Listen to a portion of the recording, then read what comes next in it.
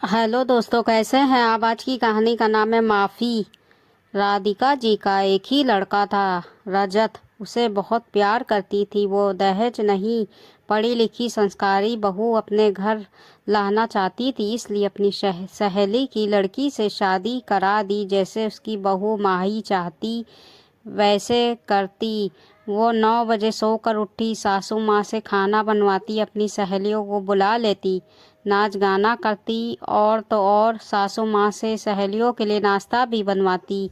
ये सब उसके लड़के को जरा भी पसंद नहीं था, पर उसकी माँ उसको रोक कर रखा था। हमेशा कहती, जाने दे बेटा, धीरे धीरे सब समझ जाएगी, तुम परेशान मत हो। इसके पहले मैं ही तो खाना बनाती थी। एक दिन उसकी सहेली अपनी बेटी से मिलने आई, पर जो देखा उसके तो होश उड़ गए। अपनी सासू माँ से अपने पाँव दबा रही थी।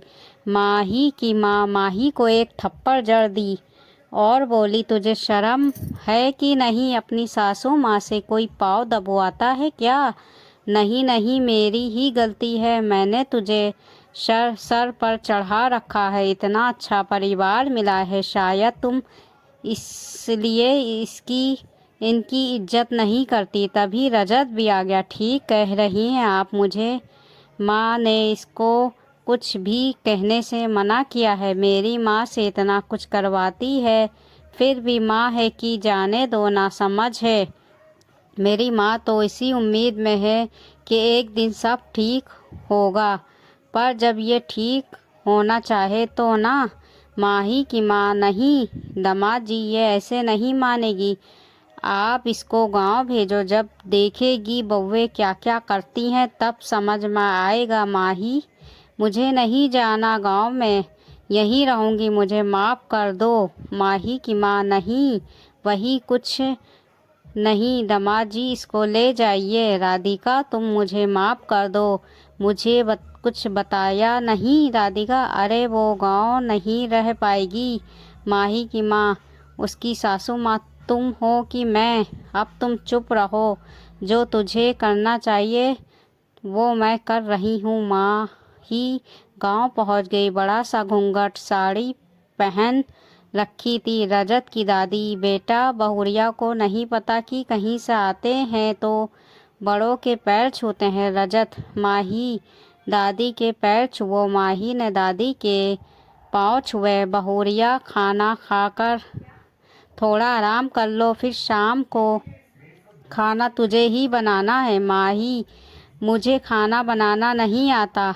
क्या नहीं आता? कोई बात नहीं, जैसा बनाओगी वैसा हम सब खा लेंगे। माही चिढ़ कर रह गई। शाम को खाना बनाया, सब ने खाया। दादी बोली, बहुरिया, भोर में जल्दी उठकर स्नान करके पूजा की आरती में आ जाना। सब लेट हुआ तो खाना पीना सब बंद। अगली सुबह माही जैसे तैसे उठकर घर में पहुंची। दादी, ठीक है बहुरिया, अब खाने की तैयारी कर लो। उधर रजत भी आने के लिए तैयार हो गया। माही रोने लगी, मुझे घर चलना है, यहाँ से तुम अपने आप नहीं जा सकती जब तक दादी ना कहें। रजत भी चला गया। धीरे धीरे उसको वहाँ रहते 2 हफ्ते हो गए थे, पर सासू माँ से बात करने की हिम्मत नहीं हुई। उसकी सासू माँ ने फ़ोन किया तो फूट फूट कर रोने लगी। माँ, मुझे माफ़ कर दो, मुझसे गलती हुई है, अब ऐसा कभी नहीं होगा। अगर आप मुझे माफ़ कर दें तो मैं यहाँ ज़िंदगी भर रह लूँगी। बस एक बार मुझे आपके पैर छूकर माफ़ी मांगनी है, और रजत से भी। अच्छा ठीक है, हम कल आ रहे हैं। उसकी दादी, बहुरिया, तू बड़ी किस्मत वाली है, तुझे ऐसी सास मिली है। उसे अपने पलकों पर बिठा कर रखा है। माही मतलब दादी, मतलब कोई ऐसा दिन नहीं कि वो तुम्हें याद ना किया हो। गांव में थोड़ा नियम ज़्यादा है, परंपरा ज़्यादा है, पर निर्दय नहीं हूँ।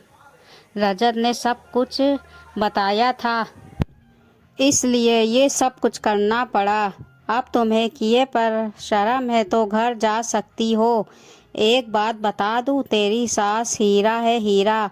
तुमने उसके साथ कितना गलत किया, फिर भी वो तुम्हें कितना प्यार करती है, बिल्कुल अपनी बेटी जैसे। माही: हाँ दादी, बस वो जल्दी से आ जाए।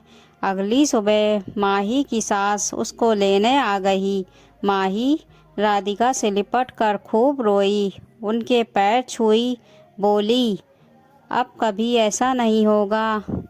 दोस्तों, ये हिंदी कहानी आपको कैसी लगी? हिंदी कहानी अच्छी लगी तो हिंदी कहानी को लाइक, सब्सक्राइब, शेयर ज़रूर कर दीजिएगा। मिलते हैं फिर एक नई हिंदी कहानी के साथ। तब तक के अपना ख्याल रखिएगा, दुआओं में याद रखिएगा। अल्लाह हाफिज़।